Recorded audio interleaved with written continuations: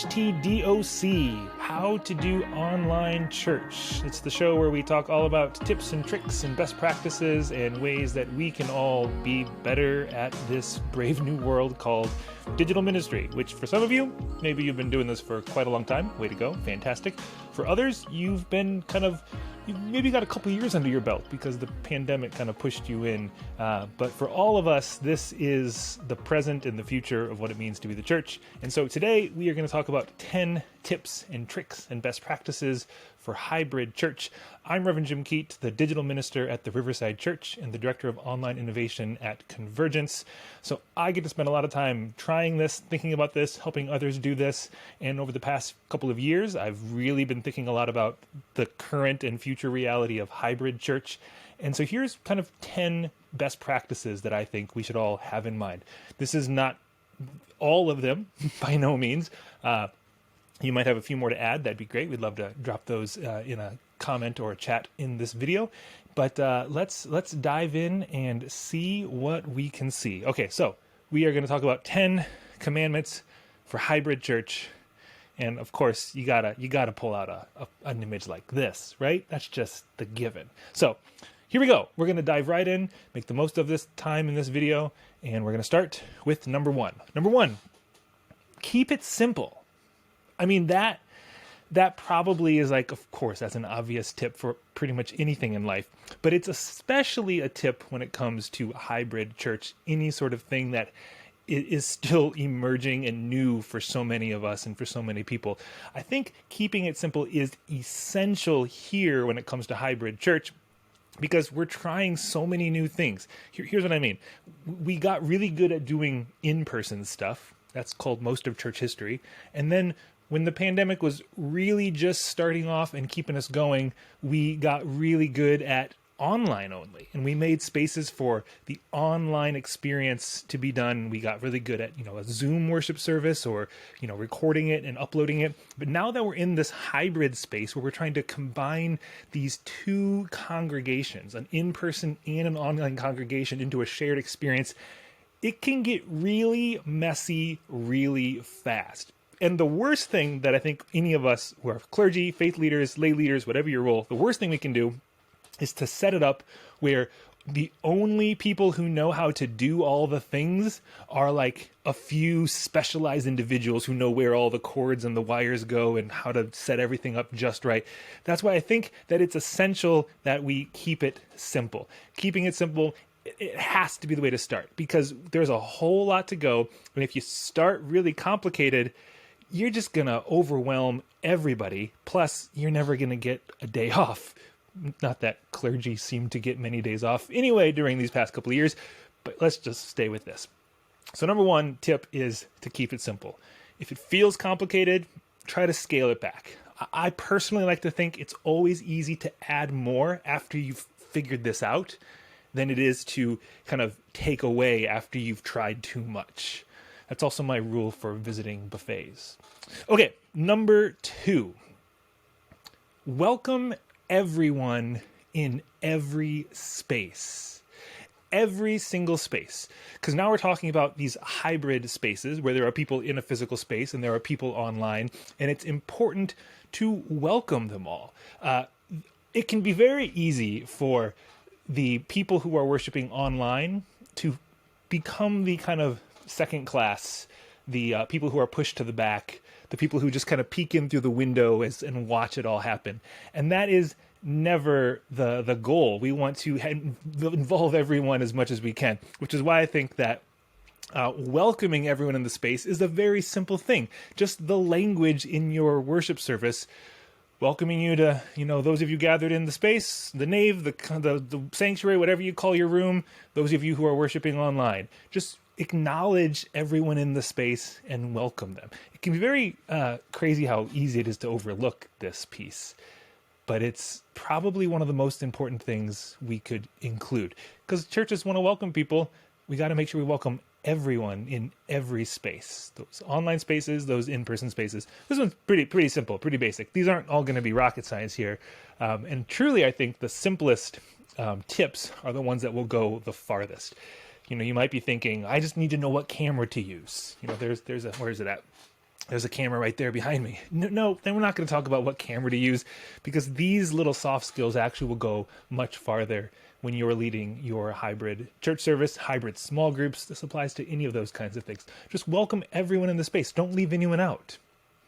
Simple. Okay, number 3.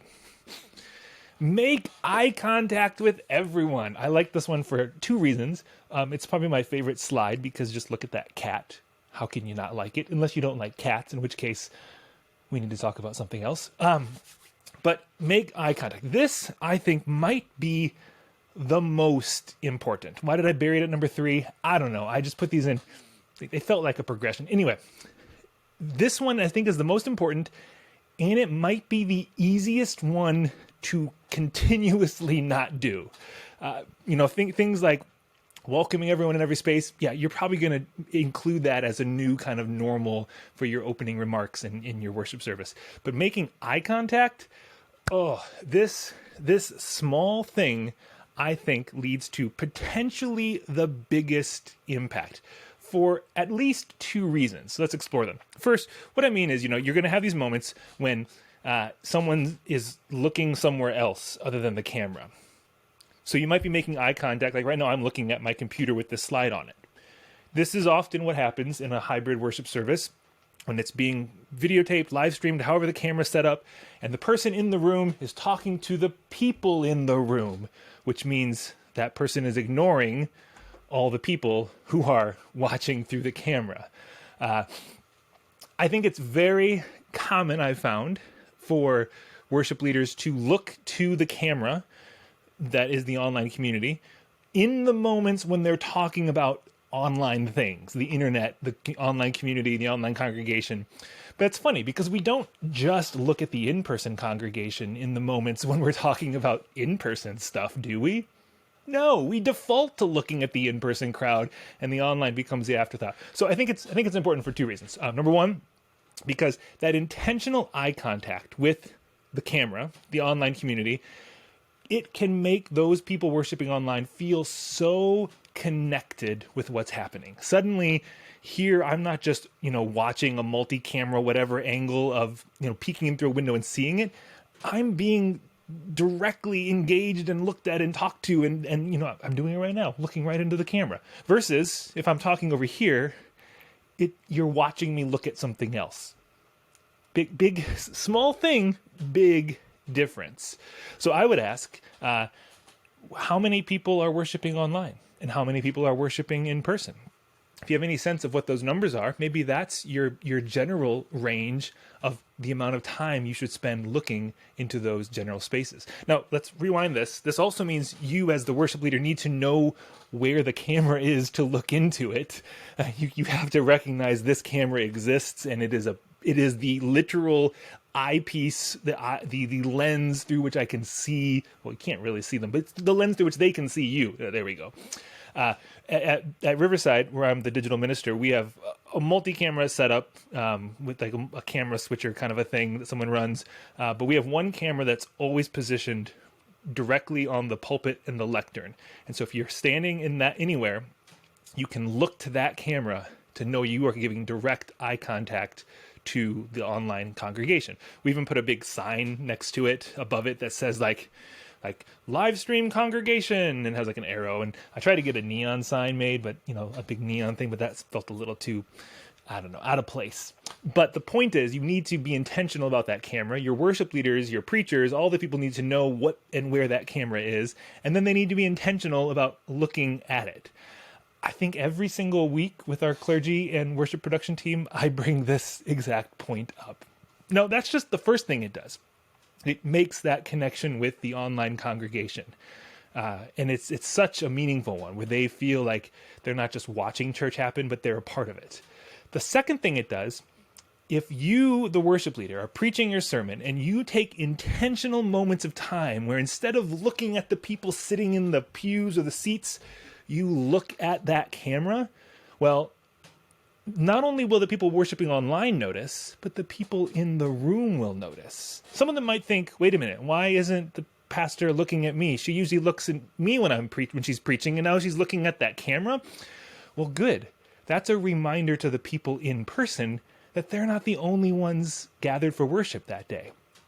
Being a hybrid congregation means we're constantly reminding everyone. The people online, they will very readily know that they are not the only ones there. They know that there's people in the room. The people in the room will be the ones who will more readily forget about the people online. And I think something as simple as intentional eye contact with that live stream camera, whatever camera is connected to Zoom or YouTube Live or Facebook Live, looking into the camera, it sends a message both to the people watching the video and the people in the room watching you look at a camera.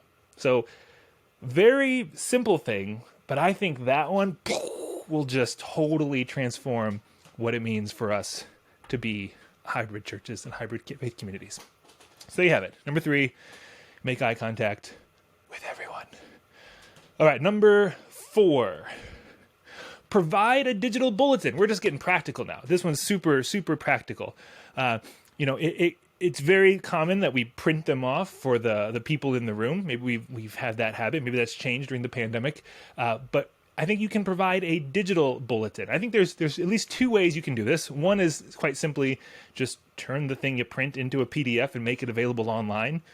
Drop a link in the chat, put a link on your website where people can download it.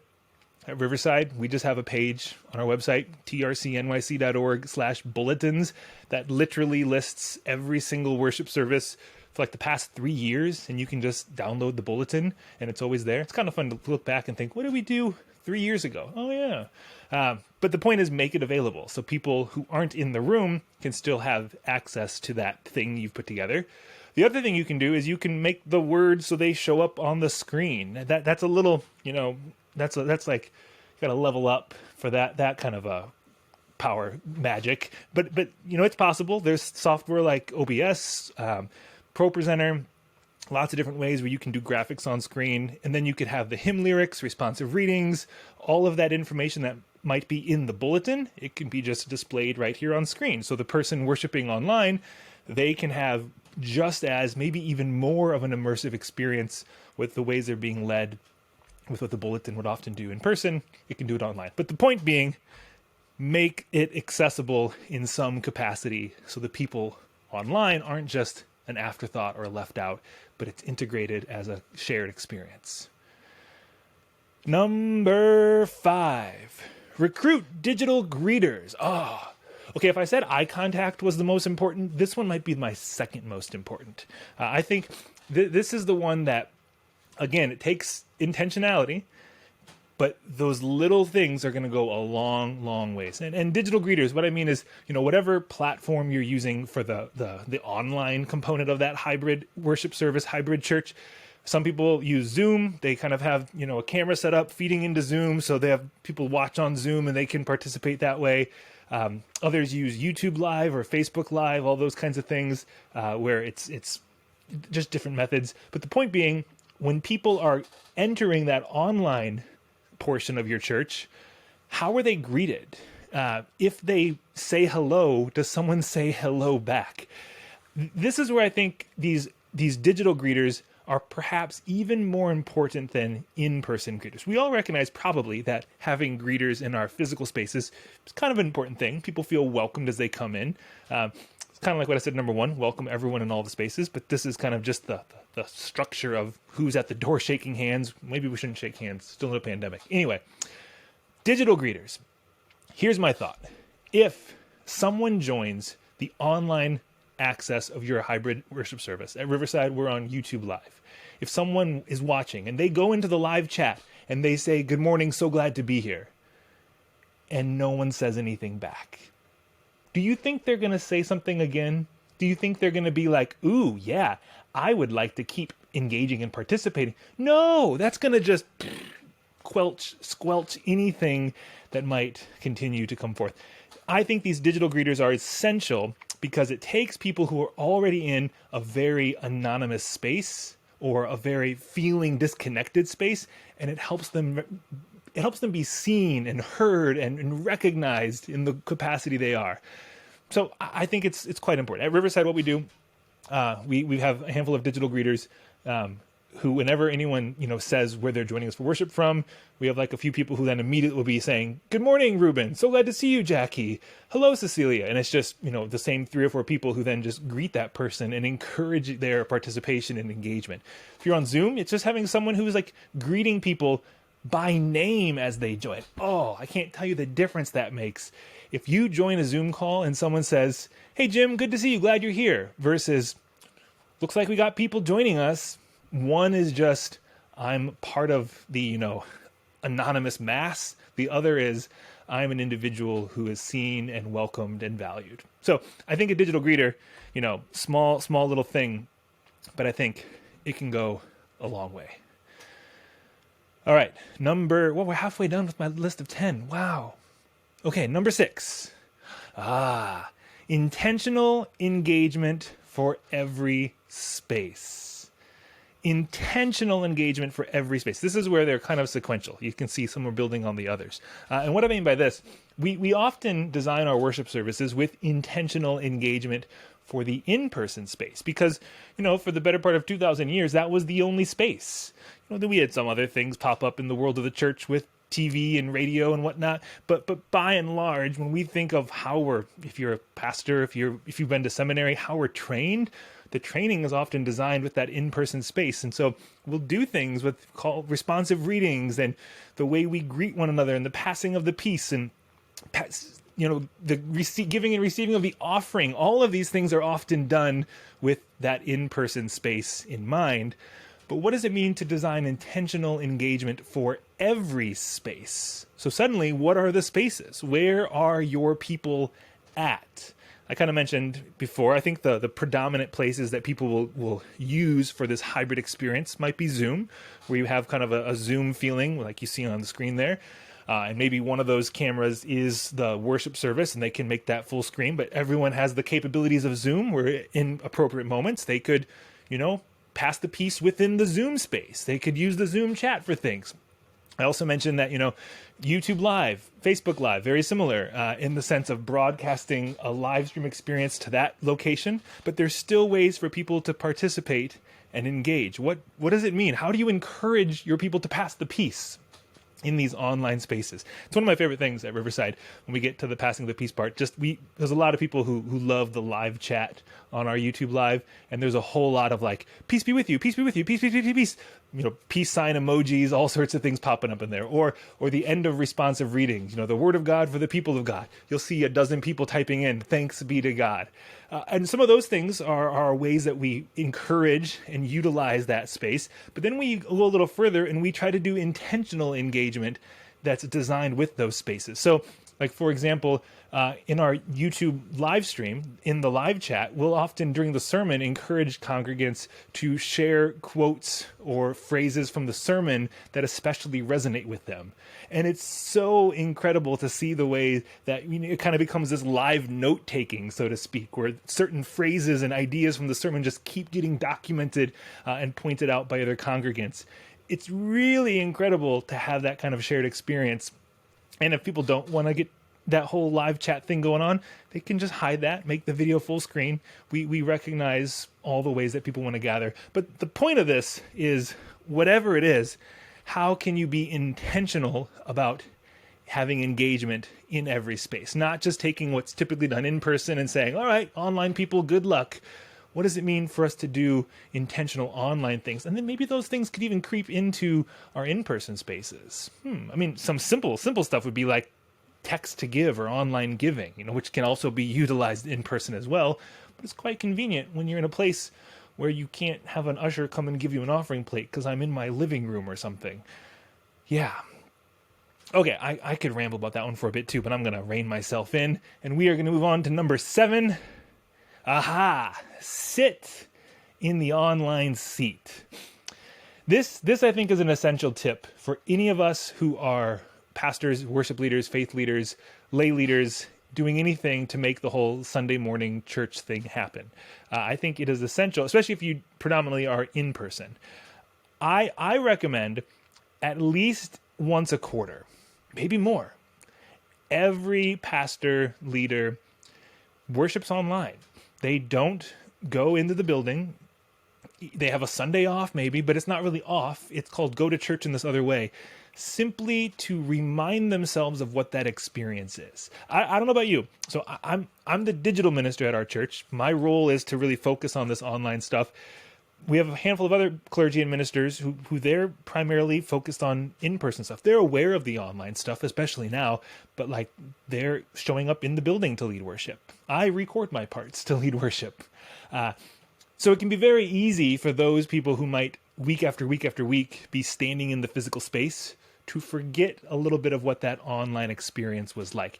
And I think during the season when many of us, I know our church, we were online only from March 2020 until August 2021. And then we started slowly bringing some people back in the building. But we were online only, pre-recording, all sorts of stuff.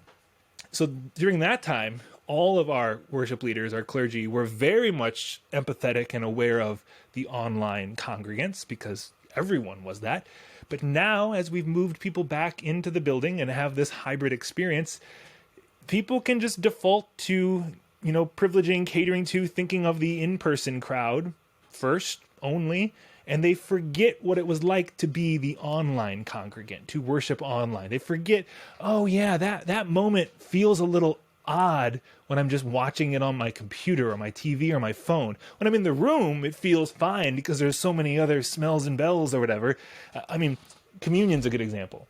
How long does it take to do communion online? If your theological tradition makes space for that, it's very simple of like, all right, got your stuff, got your thing, do the thing. Everyone does it together online. In person, you got to pass stuff out, file through rows. So what are you doing if you're watching online, if you're worshiping online and communion is happening in the room? Everyone online just took communion in 2 minutes.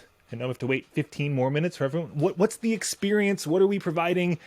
It can be very easy to forget about that online experience if you're only in the room leading. So my point is simply sit in the online seat at least once a quarter to reignite that experience and to recultivate the empathy that we as worship leaders need to have. My hunch is that if a pastor is leading their service in person for 3 months, and then they take a Sunday and they sit in the online seat and come back the following week, they will lead differently because they will have a different awareness of who's worshiping and what it means to worship online. They might have some ideas to really change things, hopefully improve things, but just saying, I think this is important. All right, number 8. It says number 7, but it's number 8, I promise. Authenticity is better than production value. Oh, what a great slide to have a misnumbered on, the one where I'm talking about production value.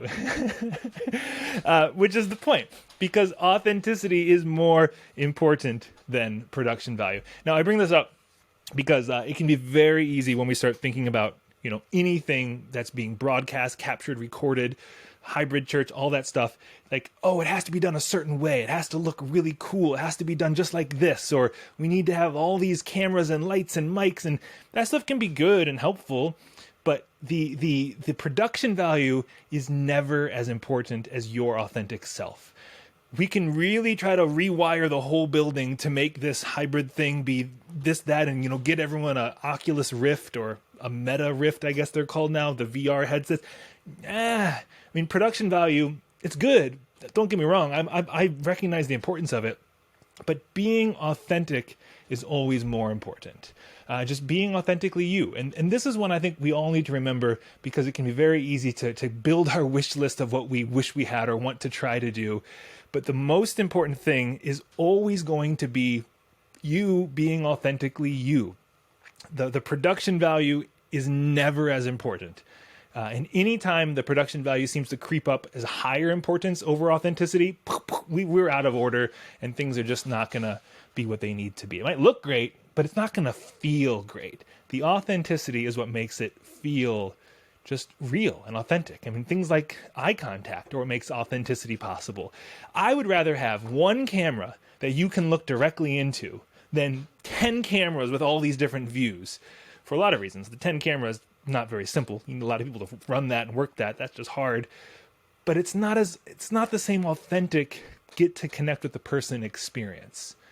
So maybe I'm biased because I think that people come to church because they want to also connect with other people, and they don't just want to hear the fancy choirs sing. That stuff's good too. Do your music with excellence, but I hope that authentic aspect is always important, more important.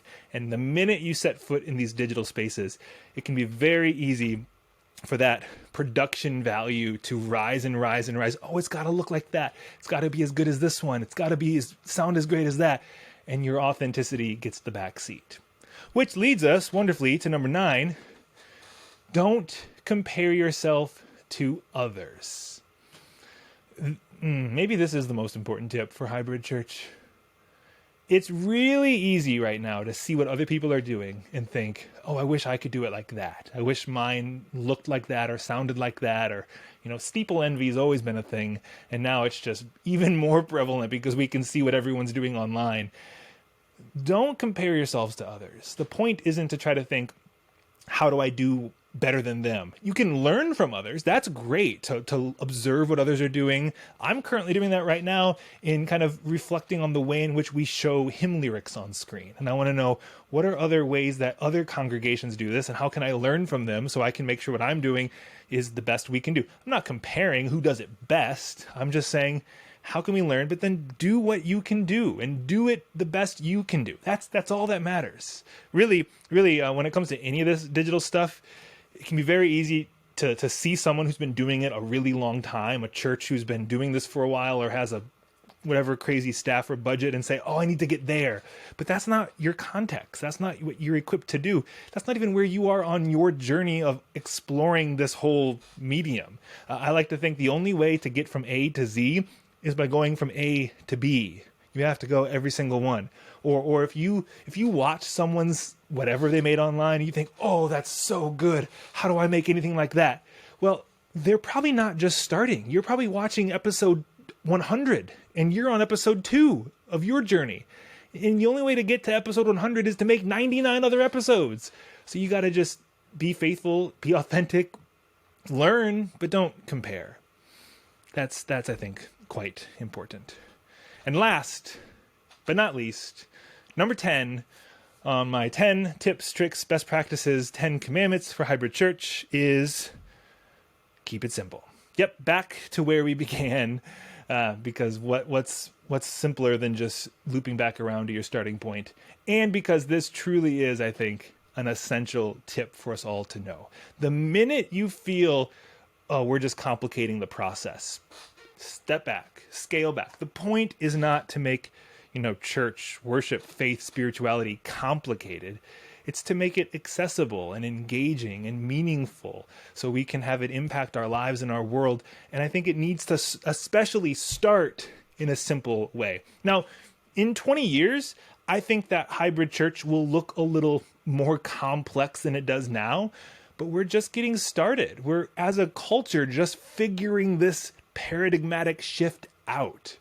So keep it simple when we start. Don't go too far, too fast. Make sure you bring people with you along the way. Keeping it simple helps others join you in this journey rather than you, the pastor or faith leader, being way out ahead, doing it all on your own. Yeah. The goal isn't to just sprint. It's to run with the crowd. And some of the people don't even like running. So we got our work cut out for us. So there you have it. Keep it simple. Well, what else? You might have more tips that you'd add. You can leave a comment. You can, get a hold of me somehow, however you can find me on the internet. I'd love to hear what else you would add. But these are what I would recommend or consider 10 helpful tips, tricks, best practices for hybrid church so that we can all continue to do this thing called church in the world we're living in now, which is an integration of online and in person. I'll leave you at this. People often will kind of think of the online as second, as less than, as, if I can't get there in person, the online is, I guess it's good enough.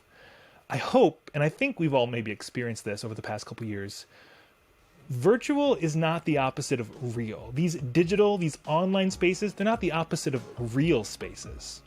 Virtual is the opposite of physical. They're both real. When we are leading and cultivating and creating these hybrid spaces, we're doing it because it's all real. It's all the realm of reality where people live and make meaning and have experiences and encounter one another, encounter themselves, encounter God. Whether they're in the room or in their living room, this is a real experience. And so we need to be really intentional about the way we are planning and leading and shaping these spaces. Yeah, I'll leave you with that. Well, there'll be more of these videos and resources coming out maybe every week, I think is the plan. See what happens. And we'll cover a lot of different topics. I'll bring on different friends to talk about stuff they know, and there'll be a whole lot we can dive into and engage on together. But I'm so glad you were here for this conversation, and can't wait for many, many more. See you all later.